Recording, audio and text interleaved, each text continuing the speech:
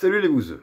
Lorsqu'on a étalé ma vie privée sur la place publique, des gens ont appris que je demande le consentement avant un rapport sexuel.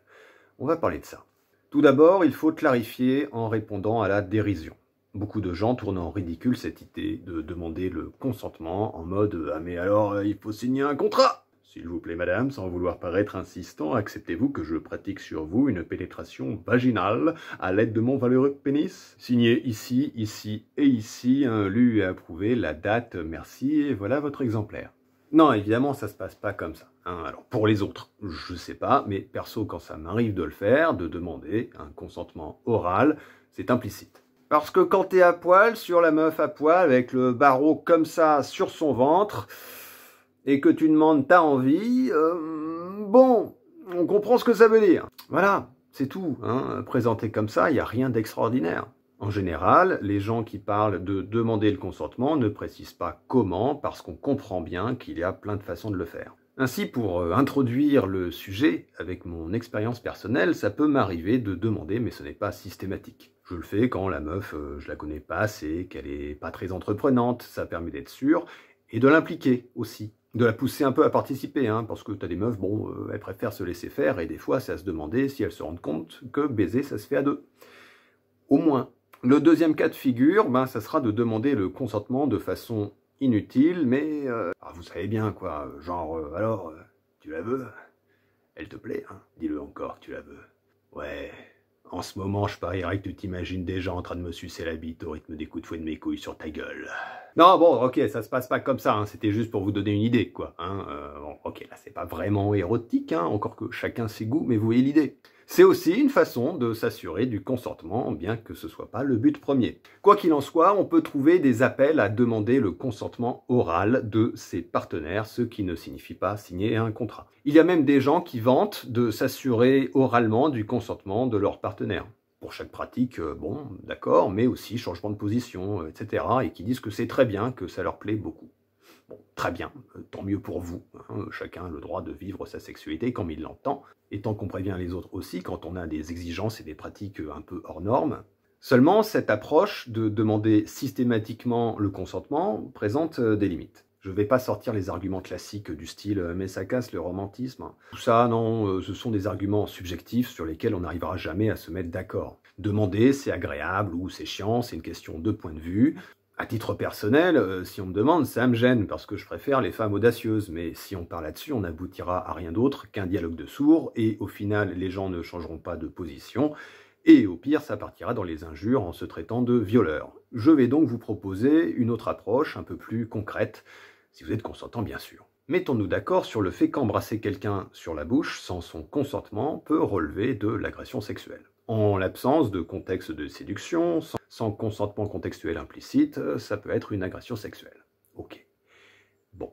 Je doute fortement que les personnes défendant la position consistant à demander le consentement oral pour chaque pratique sexuelle prennent le temps de demander le consentement de leur compagne ou de leur compagnon pour le bisou du matin. Vous savez, dans un couple, habituellement, quand on se voit pour la première fois de la journée, on se fait un petit bisou vite fait. Normal. Eh bien, je pense que même les gens les plus à cheval sur le consentement ne demandent pas le consentement de leur partenaire pour le bisou du matin. Parce que ça serait ridicule. Et genre très chiant, à force. Pourtant, que ce soit ridicule et très chiant, ce n'est pas un argument opposable, pas plus que le romantisme, si on considère que de ne pas s'assurer du consentement oral de son ou sa partenaire, c'est prendre le risque de commettre une violence sexuelle. Malgré ça, ça ne viendrait à l'idée de personne de demander l'autorisation à sa compagne ou son compagnon pour le bisou du matin. Alors pourquoi ? Tout simplement parce que c'est une pratique courante. Dans notre société, les gens en couple se font un bisou le matin pour se dire bonjour, c'est une convention sociale. Il y a un contexte social qui a pour conséquence de créer un consentement implicite qui fait que le bisou du matin dans un couple ne peut en aucune manière être qualifié d'agression sexuelle, même si on n'a pas demandé avant. Ça ne sera jamais considéré comme une violence sexuelle par surprise. Le consentement contextuel implicite, non verbal donc, est ainsi une évidence. Voilà pourquoi toutes les remarques dans telle ou telle accusation étalée sur la place publique qui se reposent sur cette formulation « il ne s'est pas assuré de son consentement » ne valent pas grand-chose si, et seulement si, on ne prend pas en compte le contexte de la situation qui peut justifier la perception d'un consentement implicite. Alors évidemment, ici, quand je parle de consentement implicite, c'est pas elle a mis du rouge à lèvres, elle m'a fait un sourire, ça veut dire qu'elle est d'accord pour baiser. Non, non, c'est plutôt ça fait des semaines qu'on se tourne autour, je l'ai invitée chez moi, elle s'est mise à ronronner en se frontant contre moi devant un film, elle est sûrement partante pour qu'on s'embrasse. Toutefois, l'inconvénient du consentement implicite, qu'on déduit de la situation et du comportement des gens, c'est qu'il est subjectif. Il repose sur les conventions sociales qui peuvent varier selon les gens, selon leur éducation, leur personnalité, leur âge, leur vision du monde, mais ça dépend aussi de la capacité des gens à s'exprimer implicitement et à celle des autres à comprendre cet implicite. Bref, il y a des femmes qui rougissent quand tu leur touches le ventre et d'autres qui te sautent à la braguette. Peut-on exiger des premières qu'elles expriment leur consentement de façon aussi enthousiaste que les secondes? Il y a des hommes qui trouvent qu'un sourire ça veut dire oui, et il y a des hommes qui ont besoin que tu leur mettes la main au paquet pour qu'ils comprennent. Peut-on faire confiance aux premiers en pensant qu'ils sont aussi prudents que les seconds? Prudents ou un peu aveugles des fois les mecs. En partant de cette confusion, des gens défendent alors la légitimité de demander clairement le consentement, histoire d'être sûr. Après tout, vaut mieux faire une petite demande parfois gênante que prendre le risque d'une agression. Une fois le bénéfice-risque pesé sur la balance, ça se défend plutôt bien. Mais pour autant, est-ce suffisant? Est-ce que l'expression d'un consentement oral est le signe d'un consentement? J'ai déjà pu voir passer au moins 3 cas de dénonciation publique largement relayés où la plaignante dit à son partenaire de mettre un préservatif alors qu'elle ne voulait pas de relation sexuelle. Sauf que demander de mettre un préservatif, c'est exprimer un consentement oral assez peu implicite, peu importe ce qu'il se serait passé dans sa tête. De plus, le simple fait de demander quelque chose à son partenaire est le signe que la situation n'est pas critique. C'est bien que la plaignante peut s'exprimer et considère que son partenaire peut écouter. Un tel témoignage, une fois présenté à la justice par exemple, est très nuisible pour la plaignante, car ça la discrédite étant donné qu'elle se présente elle-même comme une personne qui n'est pas fiable. En effet, elle montre qu'elle est une personne qui dit quelque chose, mais qui pense autre chose. Donc elle semble se mettre elle-même dans des situations délicates, voire dangereuses, et ça remet en question l'intégralité de son témoignage. Ça ne permet pas de le jeter à la poubelle non plus, mais quand le sujet c'est de juger quelqu'un, il faut quand même un minimum de certitude. Or, certains comportements poussent à la confusion. On a alors des situations où une personne a exprimé un consentement oral et pourtant elle se considère victime de violences sexuelles. On a des situations dans lesquelles on dit oui, alors qu'on pense non. Dans de telles situations, demander le consentement ne présente alors aucun intérêt, étant donné que rien ne permet de savoir avec certitude si ce consentement est bel et bien libre et éclairé. On se repose sur la capacité de l'un, l'homme évidemment, à percevoir si ce consentement est libre et éclairé.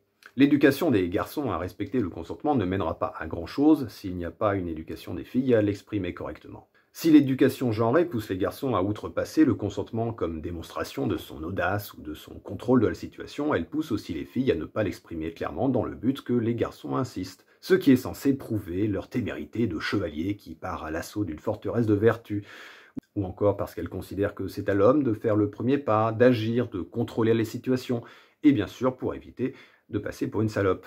Dans certains cas, enfin, on peut trouver des femmes qui auront peur de la réaction présumée d'un homme face à son refus et donc ne l'exprimeront pas, alors que cette crainte n'est pas basée sur la situation présente et réelle, mais sur des expériences passées, voire sur la pression sociale. Que faire alors dans une situation où une femme dit oui alors qu'elle pense non? Des situations où une femme, voire une jeune fille, a identifié à tort une contrainte ou un danger. On peut penser à des cas de victimes de trauma qui vont craindre une menace qui n'existe pas dans la situation actuelle parce qu'elles l'ont vécue dans une situation précédente. De la même manière qu'une femme se sentira agressée dans la rue par un homme qui lui demande l'heure, parce qu'avant cela, il y a des types qui l'ont emmerdée. Et comment faire la différence entre la situation d'une femme qui change d'avis, qui dit non puis oui pour de bonnes raisons, de celle qui change d'avis pour de mauvaises raisons? N'importe quelle femme pourra témoigner avoir déjà changé d'avis, d'avoir d'abord dit non, puis oui, pour de bonnes raisons. Mais son partenaire, comment il est censé savoir que c'était le cas? Non, c'est non, ok. Peut-être c'est non, ok. Mais oui, c'est peut-être non. Et là, ça devient compliqué. Surtout quand les conséquences, c'est à la fois de convaincre une personne qu'elle est victime et qu'une autre qu'elle est coupable. Si la victime est bien victime, alors il est malvenu de la pousser à se remettre en question, car cela impliquerait au moins une part de responsabilité qu'on présenterait alors comme étant une culpabilisation de la victime, et ça c'est mal. Seulement, empêcher cela par principe, c'est aussi prendre le risque qu'il n'y ait pas de remise en question et donc une répétition de la situation.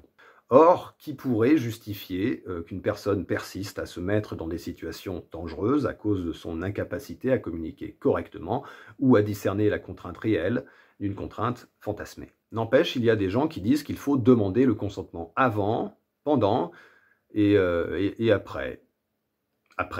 Demander le consentement après.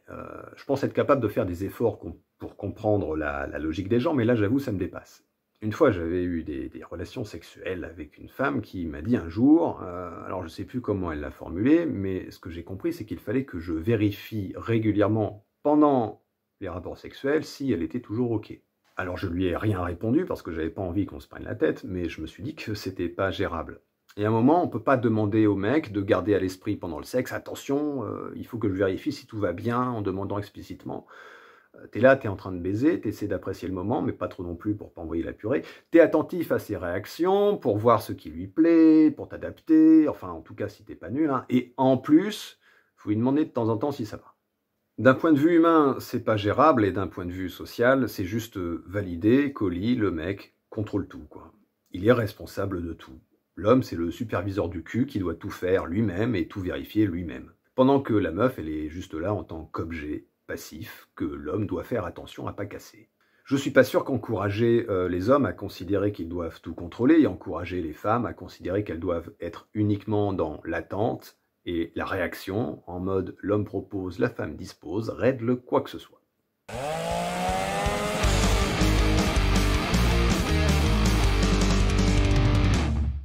Notre émission est désormais terminée, j'espère qu'elle vous a plu. Si c'est le cas, n'hésitez pas à le préciser dans les commentaires. Vous pouvez me soutenir sur Tipeee. Un lien est dans la description. Allez, salut les bouseux.